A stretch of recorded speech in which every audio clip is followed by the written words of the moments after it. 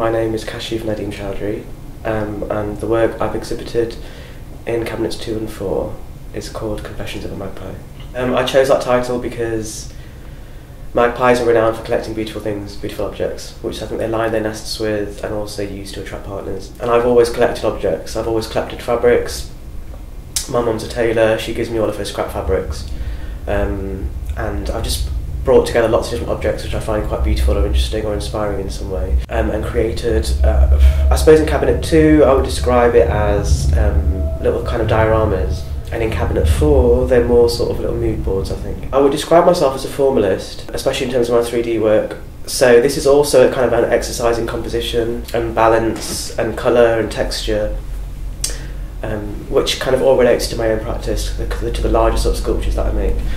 But I was also really interested in the idea of excess, so I really wanted to fill these drawers full of materials. There are a couple of drawers that are actually filled. There's one with a sort of concrete shoe, which is filled with vermiculite, which is a material that's used in the horticultural trade. It's very, very beautiful. It's kind of got this silvery sheen to it, and I like the idea of sort of almost completely burying this shoe within this tray.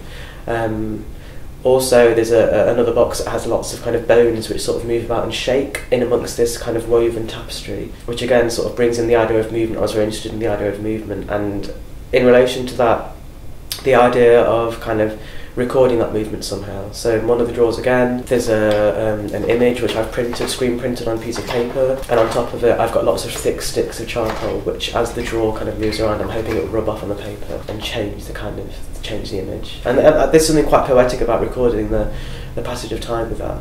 My grandfather, he was a tailor for the British Army, and apparently he was a real strict disciplinarian. My mum's often said that when she was taught to sew on the sewing machine with my grandmother, when you finish a line of stitch, whatever, on the machine, you sort of pull out the fabric, and if you sort of pulled out more than 2 inches of thread, she would get very angry with you because it was a waste of thread, so you'd have to sort of reel it back in and literally just, have very, very little remnants or bits that were left off.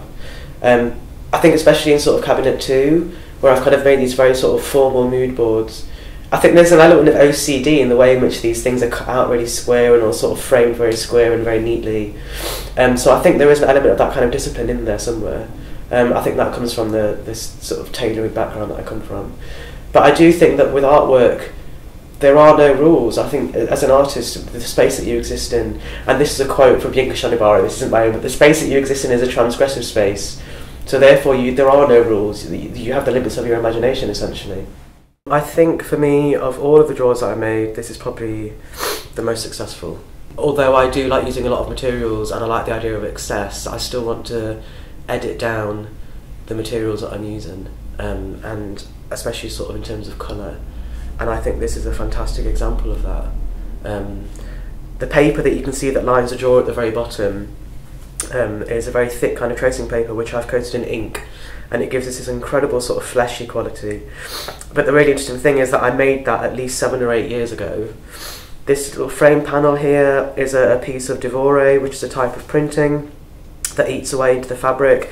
That was also made about 7 or 8 years ago. To sort of bring those two objects together is really interesting. The flowers I collected last year, and it's just amazing how these things that I've had for quite a while just sort of seem to work really well together. And I love this composition of having this skull going down at an angle, and then the relationship between these two things, the kind of the whole skull and the smaller kind of vertebrae. And I think bones are they're just incredibly beautiful things. I mean, there's something very baroque about them. I think nature is the best designer in the world, and this is an example of that. It's great.